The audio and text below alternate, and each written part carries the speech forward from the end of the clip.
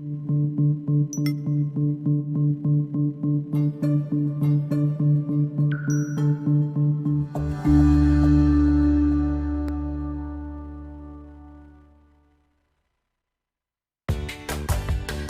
to our podcast, Doing It Right. This podcast reveals authentic stories from successful leaders doing it right. It's about their journey to become a leader, their choices, motivations, and lessons.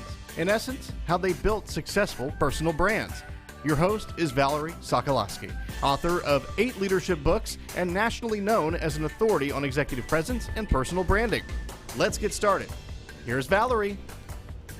Well, hi, everybody. We have been dancing a little back here, getting all the technology going because I have an incredible guest today, Scott Miller, who has written this fabulous book I'm going to be talking about in a minute. It's called Management Mess to Leadership Success. Before we start, I do want to thank Betty Ritter for this lovely outfit that I'm wearing today. They are at the Plaza at Preston Center. Stop in. That's a boutique for women who have style. So thanks, Betty.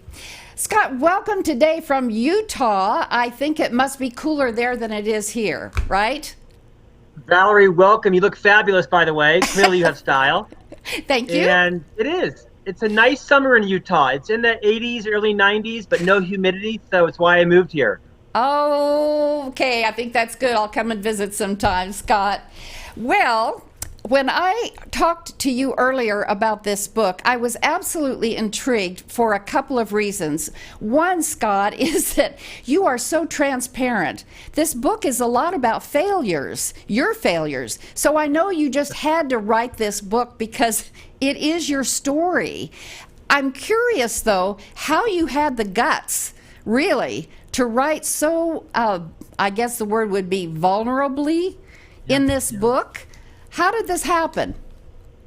You know, you're right. It did take some guts. You know, I'm not afraid of much. Sharks, snakes, and alligators scare the bejesus out of me. But beyond that, not much else. So as you know, I've been an executive officer in the FranklinCovey company for a long time, been here 23 years. I report to the CEO. We're a fairly conservative brand. It served us well, but I'm a bit of a bull in a china shop here. And so it did take some guts. I don't think it was a confessional, but you know, a dear friend of mine, Seth Godin, everyone knows who Seth Godin is. He taught me a very valuable concept. He taught me the difference between being reckless and being fearless. And I think too much of my early life was confusing, thinking I was being fearless when I was being reckless. So now I'm much more deliberate about that. So I think the book is fearless, but I don't think it's reckless. And that's why I think I had the guts or the confidence to, be vulnerable and lay out all of my, not all of them, but a lot of my own messes. I think it's been helpful to people, for me to kind of give them permission to recognize everybody's got a mess going on, right? Nobody's a complete success. No one's a complete mess, but everybody's got a mess. Your boss knows your mess. The receptionist knows your mess. Your team members, they're talking about your mess. So why not just own it, kind of make it your brand, and give permission for your team to own their mess and move towards success. Well, you know, Scott, I read this book thoroughly, and I am serious when I tell you that I'm going to recommend and give it to a lot of the men and women that I coach in the executive coaching part of what I do, because as you said, there's mess everywhere. And what I love about it, a couple of things I want to point out. One was, and I don't, yes, well, we're going to get here, aren't we? I don't know that the camera can see this, but you've got 30 little boxes here at the beginning that are basically the 30 principles or lessons that you have learned, and you talk about your story, and then you also bring in people that you've met, because you're also a host on 2 other shows. You want to talk about that for a minute? Sure. So for FranklinCovey, I host what is the world's largest subscribed leadership newsletter. It's called On Leadership. You can visit that by visiting FranklinCovey.com. Like your program, we interview a different thought leader, people smarter than me, every week. And I also host a radio program on iHeartRadio called Great Life, Great Career, where I also interview people that are, have had great careers and have things to share to help to inspire our listeners. So then you're also the executive vice president. I mean, how are you doing all this? Really? And a You know, dad and a first wife? and foremost, I'm a dad, right? You're My a two dad. boys, and I'm a husband. That's my priority in life. I was advised early in life, do not confuse your job with your life, right? Your job is a career.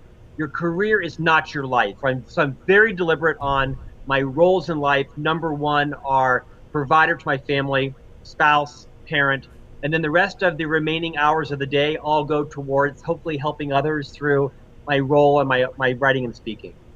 That's great, Scott. What a guy. Well, I want to get into the book in a minute, but I'd like the listeners to know how you got to FranklinCovey in the first place. You talked about some failures that actually got you there. So what's your journey like? Well, thanks for asking, Valerie. So I was, born in the late 60s. I'm 51 last week. I worked for a presidential campaign back in 1988, a winning presidential campaign. They went on to the White House, and I was like 19, so I wasn't going to the White House. So I stayed back, finished my education, and I joined the local employer, the Disney company from Orlando. So I worked for the Disney company for 4 years. Amazing journey. Learned so much. They kicked me out because I was an immature jerk. And the Stephen Covey, caught kind of wind of me and his leaders, and they invited me to join them in Utah at the age of 26. And I've had an amazing run for 23 years now in Utah. And I've been very blessed to have mentored under and coached and learned and been forgiven by a lot of great leaders at the FranklinCovey company. It's been an amazing ride. And I'll bet you most successful people am the result of people who believed in me, who forgave me, who coached me, had a lot of difficult conversations with me. And I'm very blessed and grateful to have been associated with Stephen Covey and his firm for over 2 decades. And it is quite an organization. There's no one in the world that doesn't know of this organization. You are blessed, I have to say that.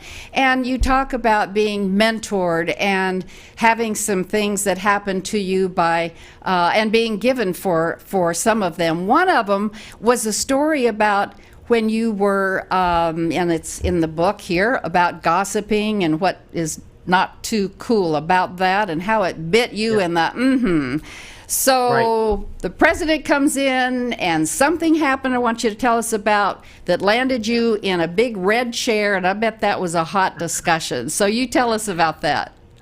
I love that you read the book. It's rare to have the interviewer having read the book. So, I share in the book, and maybe this isn't everyone's life journey, but I was raised, not by my family per se, but my community, where gossiping was just a natural part of life. Everybody gossips, and that's just kind of how you get along in life. And I'm embarrassed to admit that it wasn't until I was in my late 20s and I joined the Covey Leadership Center where I really understood the damage that gossip does in families, churches, Cub Scouts, your organization. It's a cancer. And Stephen Covey calls it being loyal to the absent.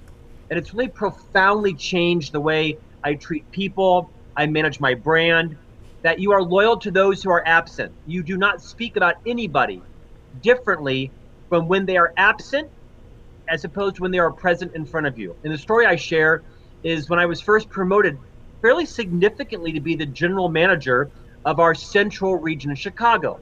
Large team. I was very young. This leader placed a lot of trust in me. And he came out to Chicago, I think within about 3 months or so of my promotion. Sat down in my office in a scheduled visit in this big red leather chair with sort of rust gold rivets. And I remember that because it was a visceral conversation. And he said to me, I'm not kidding you, quote, Scott, you're standing at a gas station and you're holding a match. Now, that doesn't leave a lot for interpretation. He was irritated at me for sharing, disclosing, gossiping, sensitivities, things that he had trusted in me to keep confidential, not SEC worthy information, right? Nothing illegal, but just kind of being catty, who was on the chopping block, who was up for a promotion. And I totally violated his trust, not intentionally, just, it doesn't matter, I guess, was it intentional or not. I just violated his trust. And it was at that visceral moment that I really was mindful that the role of a leader is to keep confidences, be trustworthy, Be mindful of what you say, because you build or destroy culture in every interaction. As a leader, every text, every email, every phone call, every conference call, every time you pass someone in the hallway and you're at your phone, looking at your phone versus saying hi to somebody, you build culture.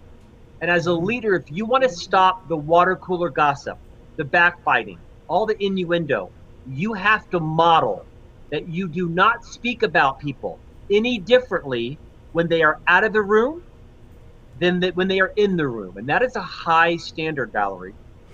Well, it is, and it's so it's just going on all the time when I'm doing workshops, and I'm sure when you are too. It's the norm. So I'm curious, if someone came to you and they began gossiping, what do you say to them? I'm very clear. I'm very clear on this. I'm so glad you asked this question. Leaders define culture. Leaders are the linchpin. What leaders do and say gets valued and it gets replicated. So as a leader, you need to be the transition figure. You have to be the model. As Dr. Covey said, be a light, not a judge. Be a model, not a critic. So when someone comes to you, or they're in your presence, or you're in the cafeteria or the restroom, and you hear something that is being disloyal, is being duplicitous, don't shame them.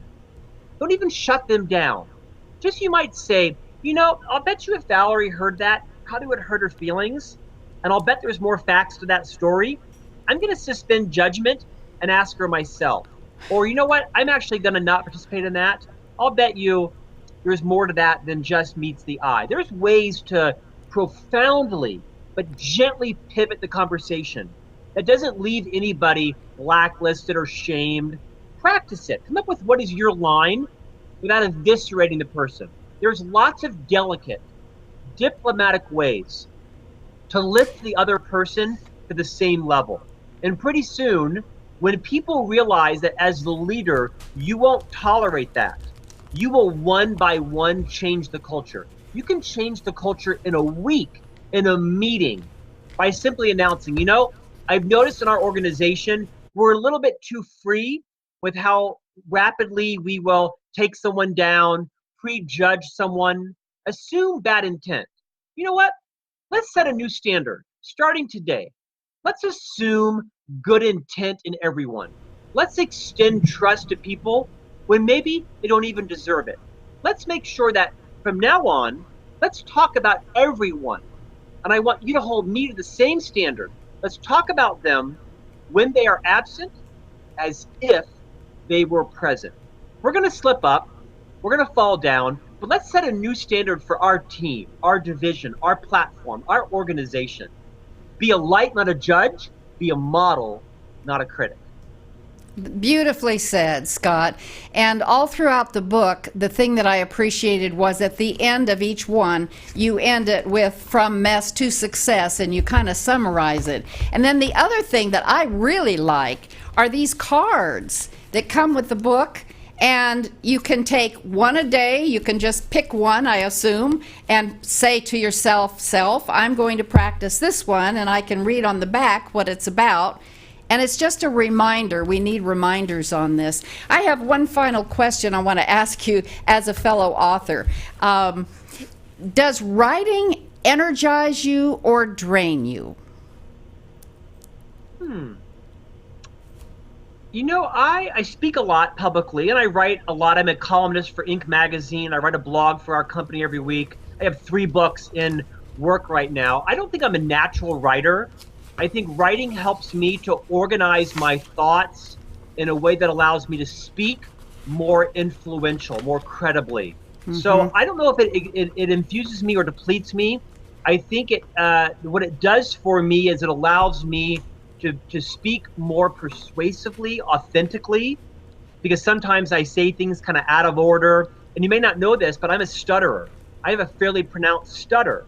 And I've worked hard on that. I've had braces numerous times, a lot of speech pathology, so I can empathize with those that have a speech impediment.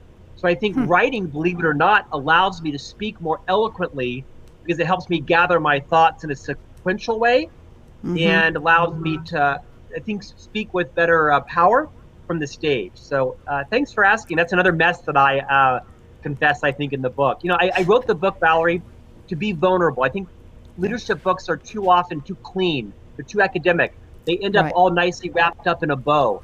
And I wanted this one to give voice to people like me that aren't natural leaders of people. That's a tough job. And not everybody should be a leader of people. It's no shame if you're not. But if you are going to lead people, you're going to find yourself facing challenges and in a mess. Own up to it, confess it, make it your brand, and recognize everybody is moving from mess to success. That's great. Well, and the book is also for anyone. I mean, concepts about graciousness and doing things right have to do with friendship as well. So again, I am going to recommend it to just a lot of people because 30 different aspects of it, it's bound to hit somebody. Believe me, about, I'd say half of them hit me, and I'm like, okay, I'll read that a little bit stronger later. Scott, it's just a joy to have you on the show, and I wish you all the best. This just came out when? It launched on June, I think it was 18th. I have a whole series in the work. The next book is Marketing Mess to Brand Success.